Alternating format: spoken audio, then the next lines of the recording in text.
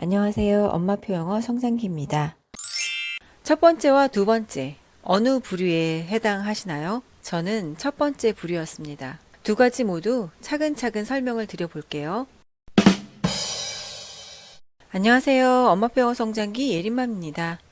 요 근래에 시기가 시기이니만큼 영어 유치원 보내야 할 것인가 말 것인가 고민 상담이 많습니다. 저도 과거 비슷한 시기에 비슷한 고민을 했었기 때문에 얼마나 고민이 되실지 충분히 이해하고 있어요.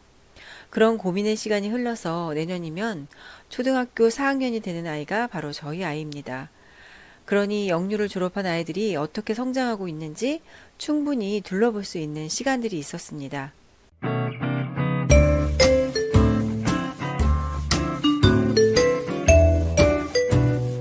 우선 영유에 대한 고민을 하시는 분들은 두 가지 부류입니다. 보통은 5살부터 영유 고민이 시작되는데요. 첫 번째 부류는 이전부터 영어 노출이 시작돼서 영어 아웃풋도 자연스러운 아이들입니다. 이런 경우 영유에 보내서 더 큰 효과를 보고자 하시는 분들이겠죠. 그리고 두 번째 부류는 영어 노출을 전혀 하지 않으셨고 직장, 맘 등의 환경적인 이유 플러스 지속적인 엄마표 영어 진행에 대해서 엄마 스스로의 자신감이 없으신 경우라고 할 수 있어요. 요즘 더욱 불붙고 있는 조기 영어 교육에 대한 생각이 많으시고 주변에 영유를 보냈더니 효과가 좋았다. 그러니 꼭 보내라 라는 얘기를 들으신 분들도 많습니다.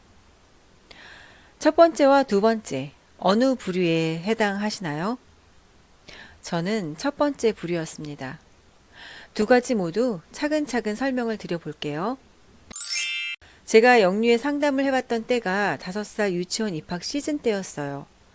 물론 영유마다 다른 입학 조건을 가지고 있는데 제가 상담을 받아봤던 곳은 학습식으로 꽤 유명한 곳이었습니다. 실상 6살부터 입학이 가능하고 영유 연계로 초등생 방과 후까지 쭉 연결되는 곳이었죠.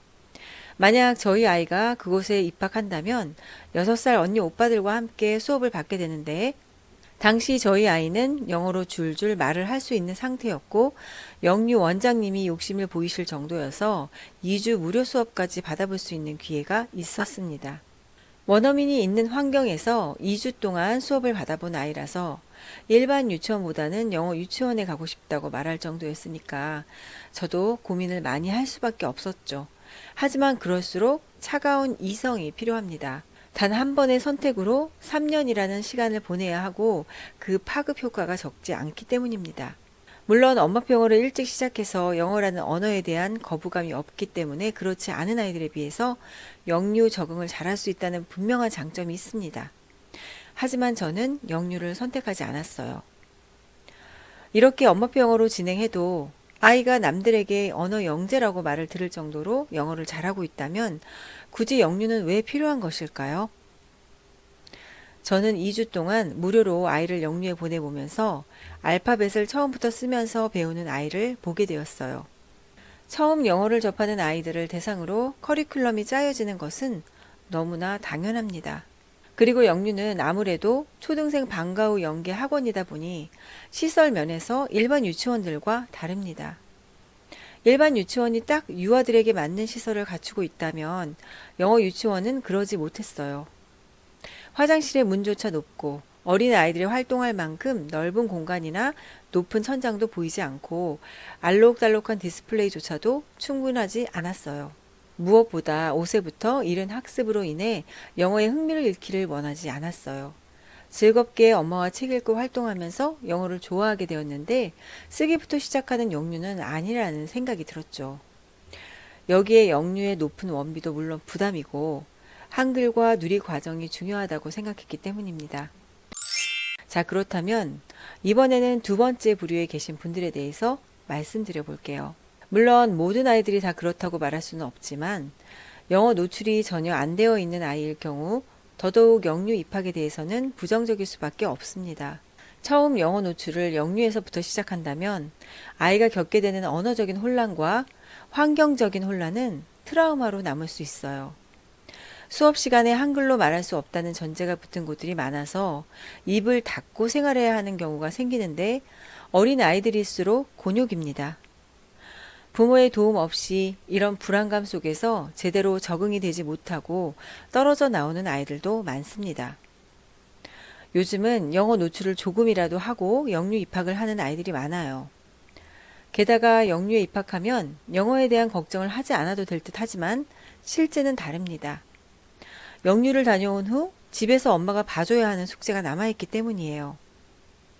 즉, 영유에서 2시까지 영어로 노출되고도 부족해서 집에 돌아온 후 또 영어책 읽기 등의 숙제를 해야 하는데 영어에만 쏟아붓는 시간으로 한글과의 불균형이 생길 수밖에 없죠. 많은 엄마들이 영유에 보내고 한글 노출이 적다는 이유 때문에 일찍부터 또 다른 한글 사교육을 받게 합니다. 이뿐일까요? 영유에서도 내 아이가 두드러지지 못한다는 생각 때문에 일찌감치 1대1 원어민과외 뿐만 아니라 화상 영어까지 시키게 되는 악순환을 겪게 되죠. 영유에서 두각을 나타내는 1%의 아이들은 집에서 엄마표 영어를 병행하거나 혹은 또 다른 영어 사교육의 도움을 받고 있는 아이들이 대부분입니다. 그저 영유만 보냈더니 영어를 잘하게 되었다는 아닌 거죠. 흔히들 영유를 보내는 순간 빠져나올 수 없는 수렁에 빠졌다고들 합니다. 영유만 졸업하면 어느 정도 영어는 끝날 줄 알았는데 영유 방과 후에 보내지 않으면 안 되는 현실을 맞이합니다. 물론 엄마는 도움을 주실 수 없습니다. 이미 영어는 영유에게 맡겨버렸기 때문에 다음 길은 어떻게 가야 할지 모르기 때문입니다. 제 주변에도 영유를 졸업한 아이들이 많습니다. 물론 엄마의 끊임없는 관심으로 영어를 잘하는 아이들도 있지만 많은 아이들이 3년 동안의 원비가 아까울 정도로 효과가 적은 아이들도 많아요. 이유는 영유만 믿었기 때문이고요. 이미 예전 제 영상에서 손톱 10개를 물어 뜯을 정도로 정신적인 트라우마를 겪는 아이에 대해서 소개해 드린 적이 있습니다. 놀이식 영유를 보낸 분들은 아이가 즐겁게 생활했지만 영어를 잘하지 못하니 차라리 학습식으로 보낼 걸 그랬다고 후회하시는 분들도 많습니다. 제가 몇 달 전에 읽었던 책이 있는데요. 현직 초등학교 선생님이 쓰신 책이었습니다. 요즘 영유를 졸업해서 영어를 잘하는 아이들은 많지만 정작 반대로 그 아이들의 한글 어휘력이 많이 떨어진다라는 글을 본 적이 있습니다. 한 번쯤 생각해 볼 문제입니다. 저는 또 이 말씀을 드리고 싶어요. 엄마와 밀접 관계를 유지하면서 즐겁게 책을 읽고 이런저런 얘기를 주고받으면서 안정된 상태에서 행복한 엄마표 영어를 하다 보면 주입식으로 학습되는 아이들에 비해서 더 많은 것을 얻을 수 있다고 말입니다. 시간이 지나 보면 5세, 6세, 7세만큼 중요한 시간이 없습니다. 그래서 그 시간들을 어떤 시간들로 채웠는지에 따라서 초등 이후에도 영향을 미친다는 생각을 지울 수 없습니다. 물론 가정마다 다양한 사정이라는 것이 있겠지만 당장 지금보다 미래를 더 생각해야 한다면 이라는 전제를 달고 한 번쯤 생각해 보시면 좋을 듯한 때여서 주제로 삼아봤습니다. 오늘 영상 도움이 되셨으면 좋겠습니다. 감사합니다. 엄마표 영어 성장기 유튜브 채널에서는 경험담과 팁을 알려드리고 있어요. 엄마표 영어 성장기 네이버 TV 채널에서는 엄마표 영어로 성장한 아이의 모습 그대로를 확인하실 수 있습니다.